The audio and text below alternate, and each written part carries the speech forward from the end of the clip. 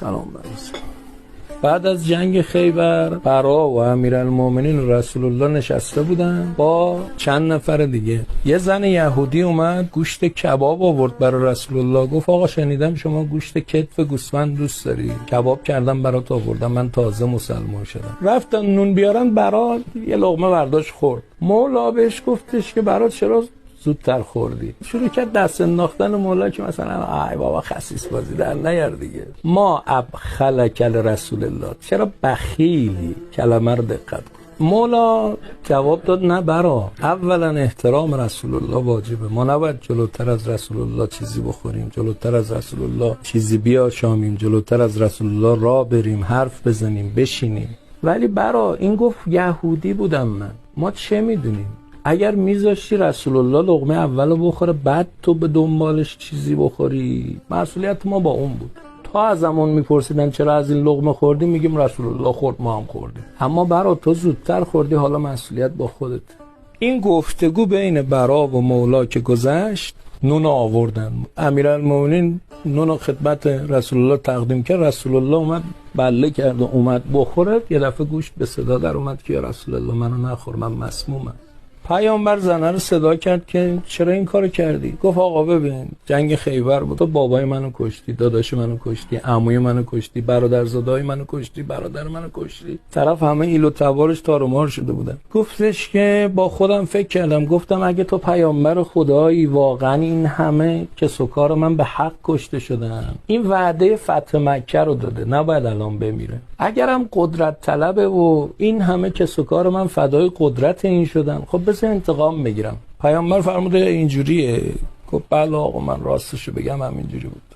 گفت برید سلمان و ابوذر و مقداد 10 نفر از آدم حسابی‌ها رو صدا کردن، همه رو آوردن دور این کبابه. پیامبر فرمود همتون بخورید. بعد فرمود این ذکر رو بگید و بخورید، بسم الله الکافی، بسم الله المعافی، بسم الله الشافی.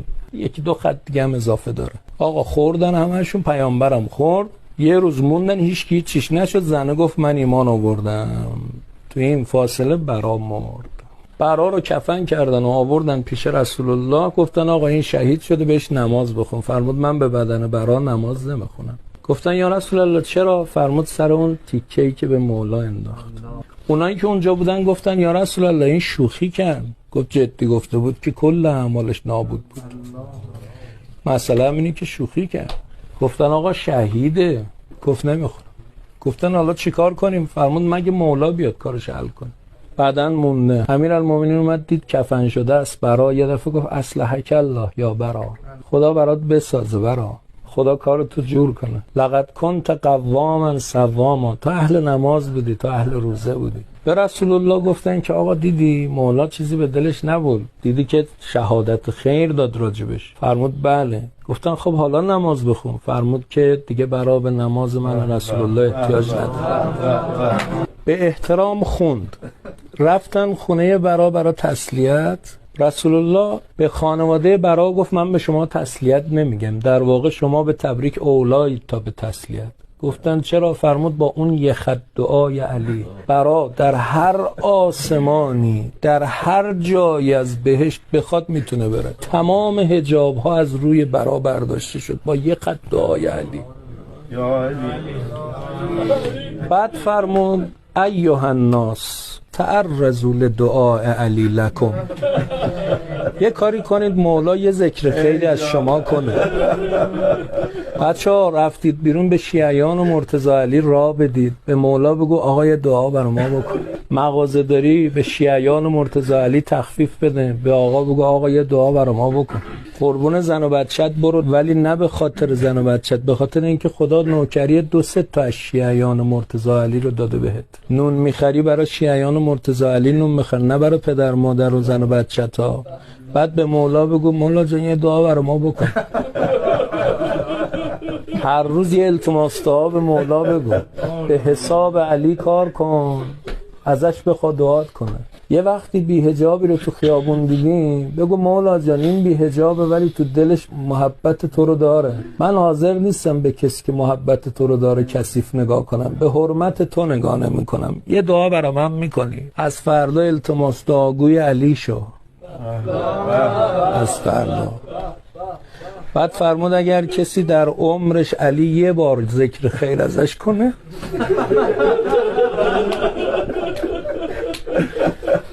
گناه تمام ثقلین به گردنش باشه، به تعداد برگها گناه کرده باشه، اون یه دعای علی میچربه.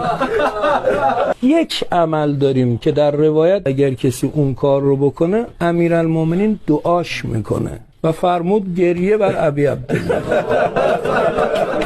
و این روایتش صحیح السنده، تو کامل الزیارات هم اومده. فرمود ان الحسین لیرا من یم. امام حسین میبینه هر کی براش گریه کنه، تا اشک اومد به چشمت بدون مولا داره نگات میکنه. این روایت صحیح السنده. به نظرتون کی عاشق کی بود؟ یوسف عاشق بنیامین بود یا بنیامین عاشق یوسف؟ من میگم یوسف عاشق بنیامین بود. خودش جام گذاشت، خودش کشف کرد، خودش هم گفت تو مال منی. از اول بنیامین همینجوری مونده بود، خودش میذاره تو کاست که گریه کنی، یه وقت به خودت نگیری یا بعد میگه تو گریه کردی تو مال منی. همین آقا این گریه رو کی داد؟ میگه خودم دادم. مولا عاشقته. زود غریبه نشو با امام حسین، گناه ها ما رو زود غریبه نمی کنه. واسا پاکارا آقا، بگو بالاخره با روزت درست میشه، بالاخره با روزت درست میشه. بعد فرمود که ببینه یکی گریه میکنه یسألو اباهو، یعنی امیرالمومنین و امه و اخاه و رسول الله که ان یستغفر له، فرمود برای این استغفار کنه. سلام برسون.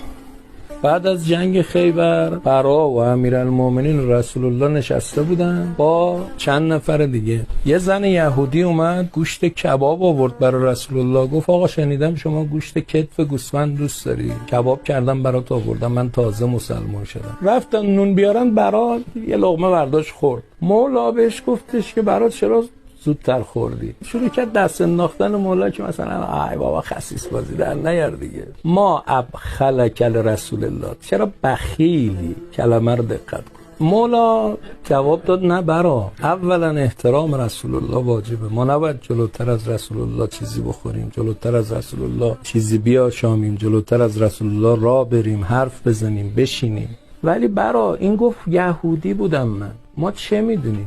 اگر میذاشتی رسول الله لقمه اولو بخوره بعد تو به دنبالش چیزی بخوری، مسئولیت ما با اون بود.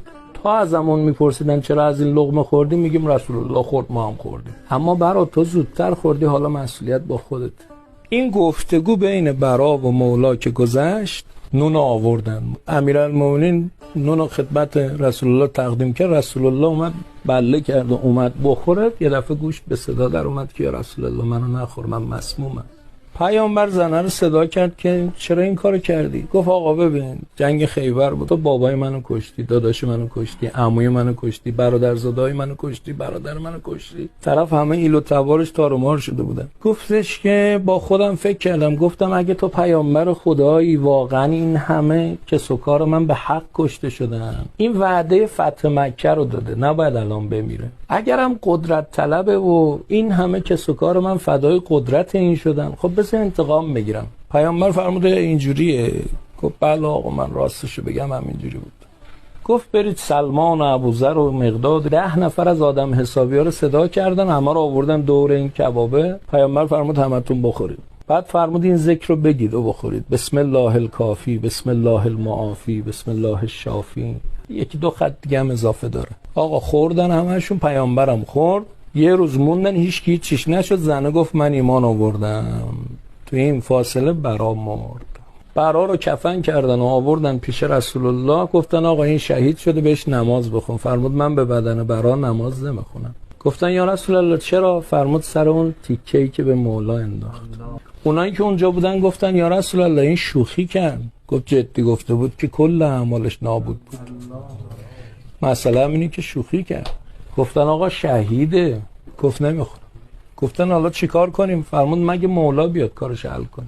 بعدن مونده. امیرالمومنین اومد دید کفن شده است. برا یه دفعه گفت اصلحک الله یا برا، خدا برات بسازه برا، خدا کارتو جور کنه. لقد کنت قواما صواما، تو اهل نماز بودی، تو اهل روزه بودی. به رسول الله گفتن که آقا دیدی مولا چیزی به دلش نبود، دیدی که شهادت خیر داد راجبش؟ فرمود بله. گفتن خب حالا نماز بخون. فرمود که دیگه برا به نماز من رسول الله احتیاج نداره. به احترام خوند. رفتن خونه برا تسلیت. رسول الله به خانواده برا گفت من به شما تسلیت نمیگم، در واقع شما به تبریک اولایید تا به تسلیت. گفتن چرا؟ فرمود با اون یه خط دعای علی برا در هر آسمانی در هر جایی از بهشت بخواد میتونه بره. تمام حجاب ها از روی برا برداشته شد با یه خط دعای علی. بعد فرمود ایها الناس تعرضوا لدعاء علی لکم، یه کاری کنید مولا یه ذکر خیلی از شما کنه. بچه‌ها رفتید بیرون به شیعیان و مرتضی علی راه بدید، به مولا بگو آقا یه دعا برای ما بکن. مغازه داری به شیعیان و مرتضی علی تخفیف بده، به آقا بگو آقا یه دعا برای ما بکن. قربون زن و بچت برو، ولی نه به خاطر زن و بچت، به خاطر اینکه خدا نوکری 2-3 تا از شیعیان و مرتضی علی رو داده بهت. نون میخری برای شیعیان و مرتضی علی نون میخر، نه برای پدر مادر و زن و بچت ها. بعد به مولا بگو مولا جان یه دعا برای ما بکن. هر روز یه التماس دعا به مولا بگو، به حساب علی کار کن، ازش بخوا دعات کنه. یه وقتی بی‌حجابی رو تو خیابون دیدیم بگو مولا جان این بی‌حجابه ولی تو دلش محبت تو رو داره، من حاضر نیستم به کسی که محبت تو رو داره کثیف نگاه کنم، به حرمت تو نگاه نمی کنم، یه دعا برای من میکنی؟ از فردا التماس دعاگوی علی شو. از فردا. بعد فرمود اگر کسی در عمرش علی یه بار ذکر خیر ازش کنه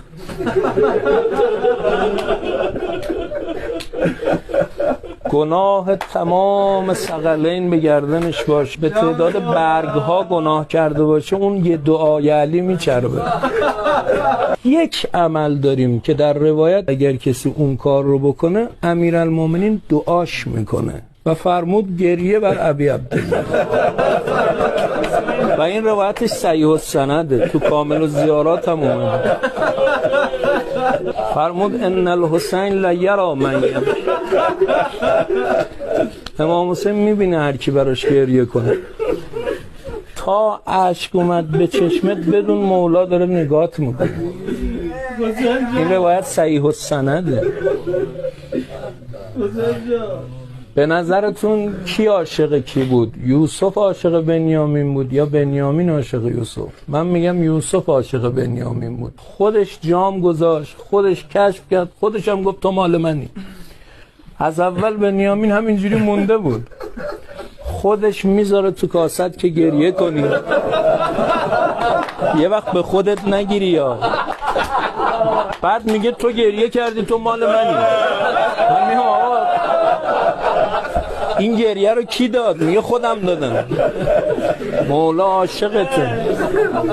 زود غریبه نشو با امام حسین، گناه ها ما رو زود غریبه نمی کنه. واسا پاکارا آقا، بگو بالاخره با روزت درست میشن، بالاخره با روزت درست میشن. بعد فرمود که ببینه یکی گریه میکنه یسألو اباهو، یعنی امیرالمومنین، و امه و اخاه و رسول الله که ان یستغفر له، فرمود برای این استغفار کنید.